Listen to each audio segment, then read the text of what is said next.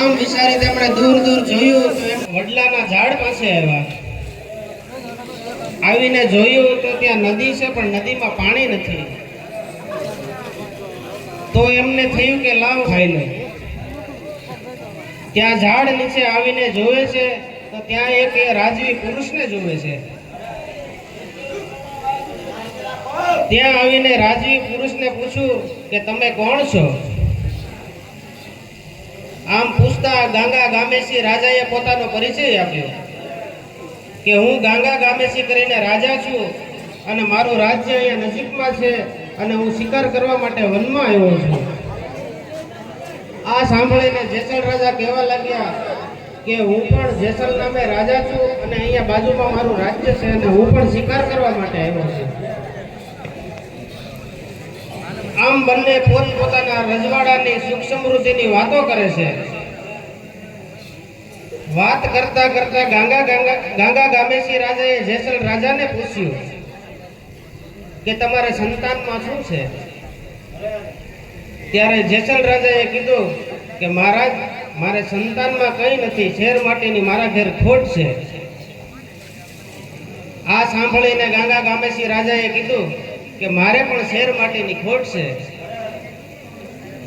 આમ સાંભળીને આમ વિચારીને ભગવાનને કરવું છે, બેયના મનમાં એક વિચાર આવ્યો કે જો આજે તમારા અને મારા ઘરે શેર માટેની ખોટ પૂરી કરશે ભગવાન, તો આપણે આજથી શિકાર કરવાનું છોડી દઈશું.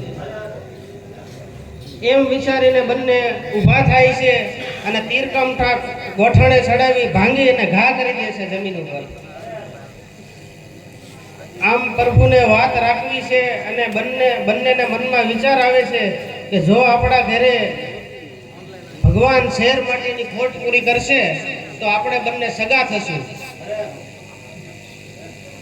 એમ કહીને બંનેએ હમકા ખાધા કે જો તમારા ઘરે દીકરીનો જન્મ થાય અને મારા ઘરે કુંવરનો જન્મ થાય તો આપણે સગાઈ કરશું, અને તમારા થાય અને મારા ઘરે દીકરીનો જન્મ થાય તો પણ આપણે બંનેની સગાઈ કરશું.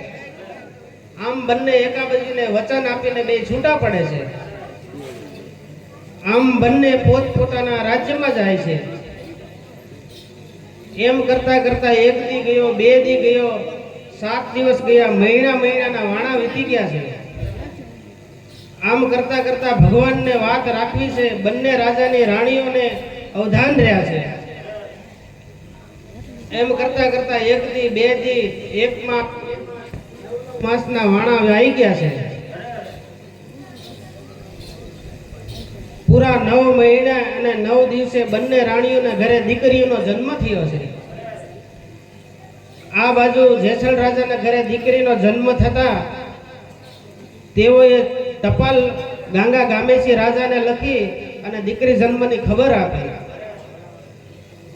ટપાલ વાંચીને ગાંગા ગામેસી રાજા ખુશ થયા અને તેમણે પણ સામે જેસલ રાજાને ટપાલ લખી કે તમારા ઘરે જો દીકરીનો જન્મ થયો હોય તો મારા ઘરે પણ કુંવરનો જન્મ થયો છે. આમ કરતા કરતા 1 દિવસ, 2 દિવસ, 7 દિવસ, મહિનો દિવસ, વર્ષ દિવસ, 5 વર્ષ, 10 વર્ષના વાણા વાઈ રહ્યા છે. એમ કરતા કરતા બંને દીકરીઓની ઉંમર 16 વર્ષની થઈ ગઈ છે. આમ બંને દીકરીઓની ઉંમર 16 વર્ષની થતા એક દિવસે જેસલ રાજાએ ગાંગા ગામેસી રાજાને ટપાલ લખી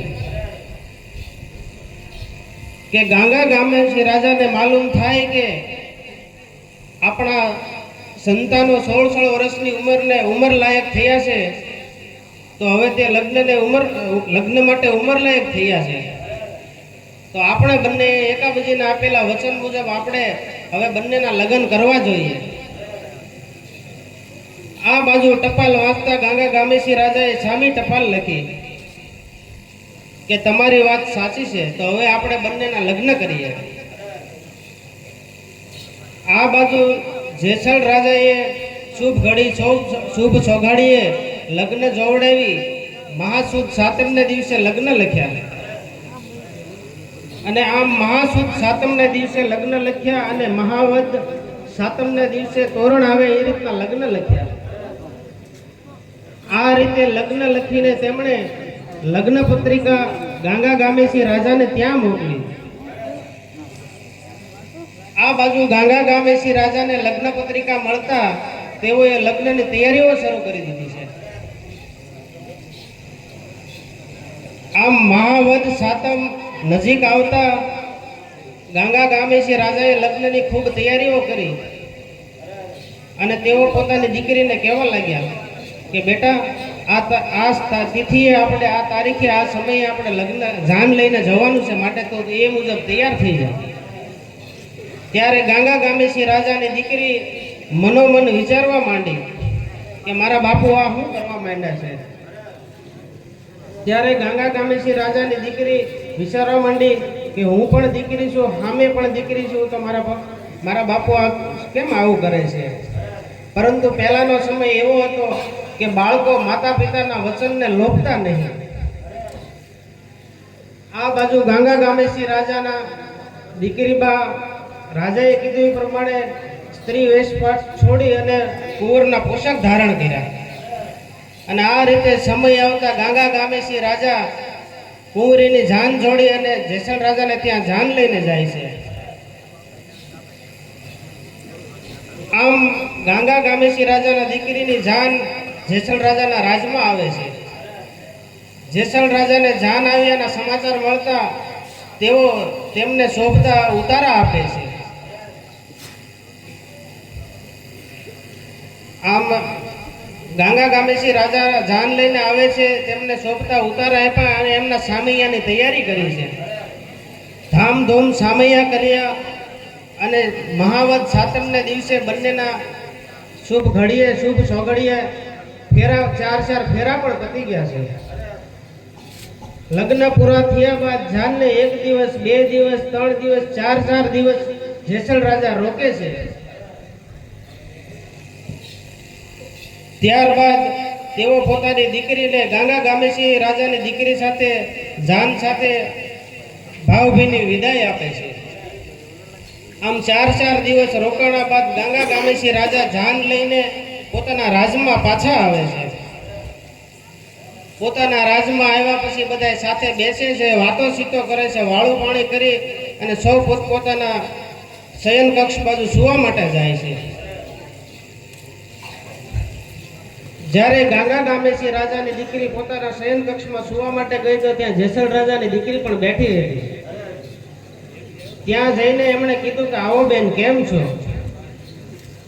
આમ સાંભળીને જેસલ રાજાની દીકરી અચંબિત થઈ ગઈ કે મને કેમ બેન કીધી. એટલે જેસલ રાજાની દીકરીએ ગાંગા ગામેસી રાજાની દીકરીને કીધું તમે મને કેમ બેન કીધી. ત્યારે ગાંગા ગામેસી રાજાની દીકરી કહેવા લાગી, અરે બેન, તને બેન ન કહું તો શું કહું, જેવી તું છો એવી હું છું. આ વાત સાંભળીને જેસલ રાજાની દીકરી ખૂબ જ ચિંતામાં પડી ગઈ છે. આમ આખી રાત વીતી ગઈ છે, બંને એકબીજા સાથે કઈ વાત કરતા નથી, બોલતા નથી અને બે ખૂબ જ ઊંડી ચિંતામાં ડૂબેલા રહે છે. સવાર પડતાની સાથે બંને જુદા પડે છે. આમને આમ 1 દિવસ ગયો, 2 દિવસ ગયો, 7 દિવસ વીતી ગયા છે. આ બધા મોકલ્યા છે. આ બાજુ જેસલ રાજાના રાજ્યમાંથી આણું તેડવા માટે ગાંગા ગામેસી રાજાના રાજમાં આવે છે. આણાવાળાને ઉતારા દીધા છે, તેમના માનપાન આપ્યા છે, તેમનું સ્વાગત કર્યું છે.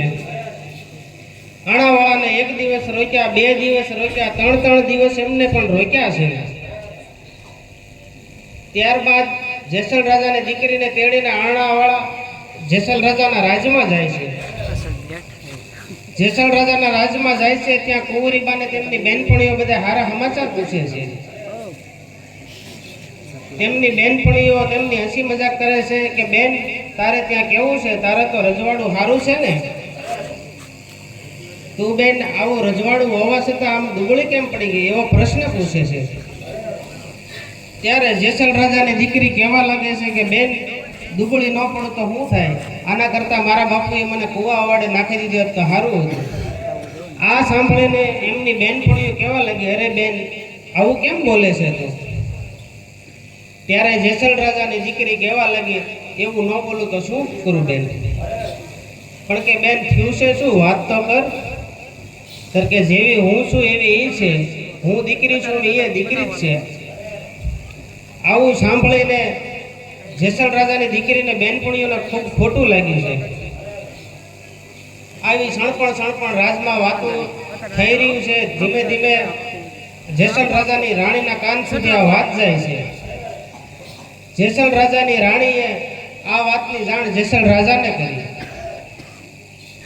આ સાંભળીને જેસલ રાજા બોલ્યા, કદાપી એવું બને જ નહીં, તદ્દન ખોટી વાત છે.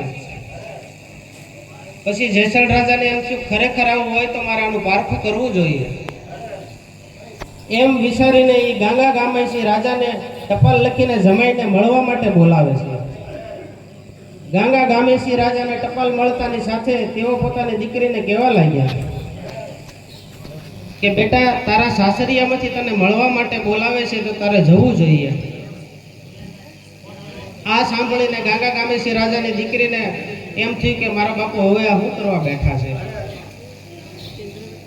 પરંતુ તે પોતાના પિતાનું વચન ન લોપતા સ્ત્રી પોશાક ત્યાગી અને પુરુષનો પોશાક પહેરી રાજકુંવર બનીને મળવા માટે જાય છે. તેમણે એક ઘોડી લીધી અને ઘોડી ઉપર અસવાર થઈને હાલી નીકળે છે. આમ મહેલની બહાર નીકળ્યા કે એક કાળી કૂતરી એમની સાથે થાય છે. તેઓ ચાલતા ચાલતા ખૂબ દૂર સુધી ચાલ્યા છે. એક ભેહુડી જેવી વનખંડી આવી. ચૈતર વૈશાખનો સમય છે, તડકો ખૂબ તપી રહ્યો છે અને દીકરી પાને તરસ લાગી. એમને થયું કે લાવ ક્યાંક પાણી હોય તો હું પાણી પીઉં. દૂર દૂર નજર માંડી તો એમને એક લીલું ઘટાટું ઝાડવું દેખાણું. ત્યાં પક્ષી ઉડતા દેખાણા. એમને થયું કે લાવ ઝાડવું છે, પક્ષી ઉડે છે તો ત્યાં પાણી હશે. આમ વિચારીને તે એ બાજુ જાય છે. ત્યાં જઈને જોવે છે તો એક નદી છે અને નદીના કિનારે એક મોટું ઝાડ છે, પરંતુ આ નદીમાં પાણી નથી. તેથી તે ત્યાં વિસામો ખાવા માટે બેસે છે. ઘોડીને ત્યાં વડના થડ સાથે બાંધીને પોતે લંબાય છે વિસામો ખાવા માટે. આ બાજુ તેમની સાથે રહેલી કૂતરી ઊભી થઈને નદીએ ચાલવા લાગે છે. થોડે દૂર જઈને જોયું તો કૂતરીએ એક પાણીનું ખબોચિયું જોયું. પાણીના ખબોચિયામાંથી કૂતરીએ પાણી પીધું અને માલપા આળોટ મારી. આમ પાણીના ખબોચિયામાં કૂતરીએ પાણી પીધું અને એમાં આળોટ મારી તો કૂતરીમાંથી કૂતરો થઈ ગયો. ત્યારબાદ તે પાછી જ્યાં ગાંગા ગામેસી રાજાની દીકરી ઝાડ નીચે આરામ કરે છે ત્યાં આવી તો આ કુંવરીબાઈએ જોયું કે મારી સાથે તો કૂતરી હતી, તો આ કૂતરો ક્યાંથી આવ્યો? એમણે ઊભા થઈને જોયું તો કૂતરો પલ્લેલો હતો. તો એમને થયું કે આ નદી તો કોરી છે, તો આ પલ્લી ક્યાંથી છે? એટલે પછી એમના સગડે જે બાજુથી કૂતરો આવ્યો એ બાજુ ગયા. થોડે દૂર જોઈને જોયું તો ત્યાં એક પાણીનું ખાબોચિયું હતું. એ પાણીના ખાબોચિયામાંથી ખોબો ભરીને પાણી પીધું ને એક ખોબો પાણી માથે નાખ્યું. જ્યાં એ ખાબોચિયામાંથી ખોબો ભરીને પાણી પીવે છે ને એક ખોબો ભરીને પાણી માથે નાખે છે, ત્યાં કુંવરીમાંથી કુંવર બની જાય છે. આ જોઈ એમને આશ્ચર્ય થયું અને તેમણે એક ખોબો પાણી ભરીને ઘોડી ઉપર નાખ્યું. આ બાજુ ભગવાનને વાત રાખવી છે, ખોબો ભરીને પાણી ઘોડી ઉપર નાખે છે તો ઘોડીમાંથી ઘોડા થઈ જાય છે. ત્યારબાદ તે ઘોડા ઉપર અસવાર થઈને જેસલ રાજાના રાજ્યમાં પહોંચે છે. જેસલ રાજાના રાજ્યમાં પહોંચે છે કે સાંજનો સમય થઈ ગયો છે. સૂર્યાસ્ત થઈ જતા બધા બેઠા છે. જમાય એવા એમ સાંભળી અને બધા બેસવા માટે આવ્યા છે. સાંજે વાળું પાણી કરી અને બધા વાતો સીતો કરે છે. બધા હકદખની વાતો કરે છે. મોડી રાત સુધી બધાએ વાતો સીતો કરી, સુખ દુઃખની વાતો કરી, પછી બધા સૂઈ જાય છે. આ બાજુ સવારમાં જેસલ રાજાને એમ થયું છે કે મારા કાને જે વાત આવી છે એની મારે ખાતરી કરવી છે. એટલે એમણે એક ખાટલો ઊભો મૂકીને આડસ કરીને ઉપર આછું કપડું નાખીને જમાઈને નાહવા માટે આછું પન્નિયું આપ્યું. આમ જમાઈ નાહવા જાય છે ત્યારે જેસલ રાજાએ જોઈને પૂરી ખાતરી કરી કે નહીં, આ દીકરી નહીં પણ દીકરો છે. ત્યારબાદ જમાઈને 1 દિવસ 2 દિવસ એમ 7 દિવસ રોક્યા છે. ત્યારબાદ ગામ આખું દીકરીને વળાવવા માટે ગયું છે અને આ રાજકુંવર દીકરીને લઈને એમના રાજ્યમાં જાય છે. આમ તે પોતાના રાજ્યમાં આવે છે. ત્યારબાદ ગાંગા ગામેશી રાજાને એમ થયું કે હવે ઘણો સમય વીતી ગયો છે, એટલે હવે મારે રાજ્ય છોડી અને કુંવરને સોંપી દેવું જોઈએ. આમ તે પોતાનું રાજ્ય કુંવરને સોંપે છે. બંને દીકરીઓ ભેગી થાય છે અને વાતો કરે છે અને પોતાના જૂના દિવસો યાદ કરે છે કે પહેલા આપણે કેવી બે દીકરીઓ હતું, પણ ઈશ્વર કૃપાથી તમે કેવા રાજાના કુંવર બની ગયા છો. આમ બંને સુખેથી રાજ કરે છે. રાજ્યમાં સુખ શાંતિ છવાઈ ગઈ છે અને બધા શાંતિથી રહેવા લાગ્યા છે. અહીંયા વાત પૂરી થાય છે. તો આપણે દૈત્યને હણવાનો સમય થઈ ગયો છે, તો ચાલો જઈએ દૈત્યને હણવા માટે.